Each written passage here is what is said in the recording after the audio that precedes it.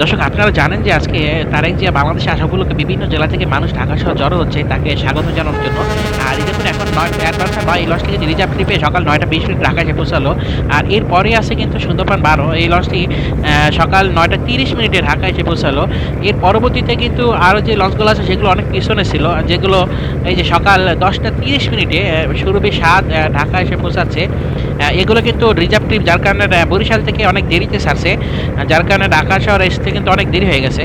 এরপরে সুন্দরবন 15 দেখতে পাচ্ছেন সকাল 10টা 35 মিনিটে ঢাকা শহরে এসে পৌঁছালো। আর এই সর্বশেষ কিন্তু পারাবত 11, এই লঞ্চটি সকাল 10টা 45 মিনিটে এখন ঢাকা এসে পৌঁছালো। যদিও লঞ্চটি খুবই স্লো গতিতে আসছে, যার কারণে অনেক দেরি হয়ে গেছে। সবার পিছনে কিন্তু এই লঞ্চটি আসলো। আর এই মুহূর্তে সকাল 10টা 45 মিনিট বাজলো। দেখুন আকাশের অবস্থা বা নদীর অবস্থা দেখুন, কুয়াশাটা এখনো ঢাকা, যার কারণে লঞ্চগুলো খুবই আস্তে ধীরে কিন্তু চালিয়ে আসলো, কুয়াশার কারণে যেন কোনো দুর্ঘটনা না ঘটে।